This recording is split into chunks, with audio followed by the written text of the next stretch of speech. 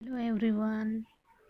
So students, आज मैं ये वीडियो उन स्टूडेंट्स के लिए बना रही हूँ जो कुछ कारणों की वजह से ऑनलाइन क्लास अटेंड नहीं कर पा रहे हैं। तो उनके लिए आज मैं भाषा अध्ययन में हिंदी व्याकरण का शब्द भेद यानी पार्ट्स ऑफ स्पीच के बारे में आज हम जानकारी लेने वाले हैं और शब्दों के भेद के बारे में आज पढ़ने वाले हैं। सो स्टूडेंट्स, यह वीडियो में खासकर हिंदी व्याकरण से संबंधित जो भी आपके अध्याय रहेंगे उस पर वीडियो बनाने वाली हूँ। तो शब्द भेद, तो देखिए यहाँ पर हम शब्दों के भेद के बारे में संक्षिप्त जानकारी प्राप्त करेंगे। अभी देखिए आपके पाठ्यक्रम के अनुसार विद्यार्थियों के लिए शब्दों के दो भेद बताए हैं। पाठ्यक्रम के अनुसार क्या है, विद्यार्थियों के लिए यहाँ पे शब्दों के दो भेद बताए हैं। सबसे पहले उनमें है प्रयोग के आधार पर और द्वितीय है उत्पत्ति के आधार पर। एक प्रयोग के आधार पर शब्द के भेद और दूसरे उत्पत्ति के आधार पर। प्रयोग अर्थात मतलब क्या कि हम उसका यूज़ कैसे करते हैं, यूज़ जिसके ऊपर डिपेंड रहता ना कि हम उसका प्रयोग कैसे करते हैं, उसके आधार पर शब्दों के भेद। और दूसरा है उसकी उत्पत्ति यानी उसका उगम, यानी वो उसकी उत्पत्ति कहाँ से हुई है, तो उस उत्पत्ति के आधार पर भी शब्दों के भेद बताए गए हैं। तो सबसे पहले आज हम जानेंगे प्रयोग के आधार पर शब्द भेद, कि प्रयोग के आधार पर शब्दों के कौन कौन से भेद होते हैं। देखिए सबसे आज हम यहाँ पे ना एकदम एक शॉर्ट फॉर्म में आपको ये सब एक्सप्लेन करने वाले हैं। सबसे पहले देखिए यहाँ पे प्रयोग के आधार पर शब्द भेद। तो प्रयोग के आधार पर दो शब्द भेद होते हैं। देखिए यहाँ पे विकारी शब्द जिसे सव्यव कहते हैं और दूसरा है अविकारी शब्द यानी अवयव कहते हैं। विकारी शब्द, अविकारी शब्द।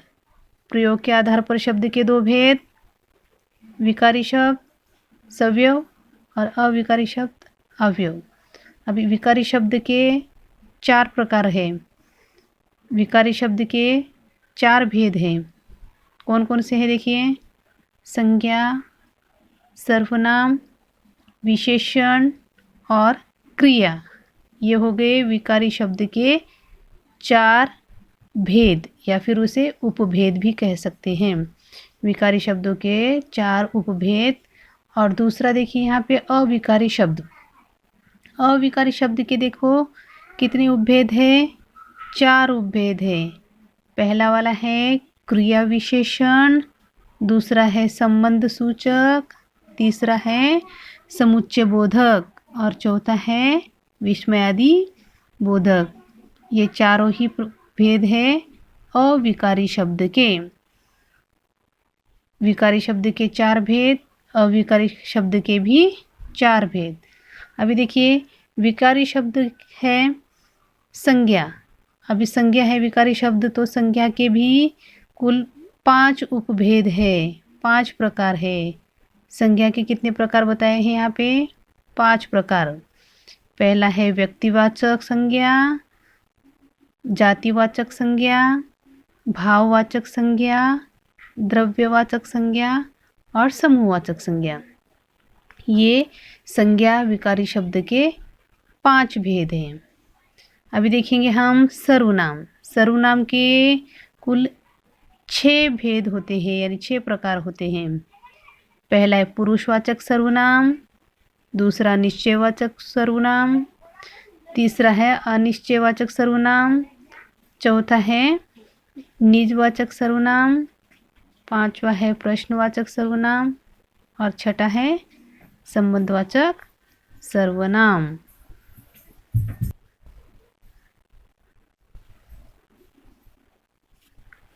और देखिए अभी 6 है, यानी छठा है संबंधवाचक सर्वनाम। ये 6 प्रकार हो गए सर्वनाम के। अभी आगे देखेंगे हम विशेषण। विशेषण जो विकारी शब्द है उस विशेषण के कितने भेद हैं, दो भेद है, उसके चार भेद है। देखिए पहले ऊपर दो दिए हैं और ये तीसरा और ये चौथा, यानी विशेषण के भी चार भेद होते हैं। पहला है गुणवाचक विशेषण, दूसरा है परिमाणवाचक विशेषण और तीसरा है संख्यावाचक विशेषण और चौथा है सार्वनामिक विशेषण।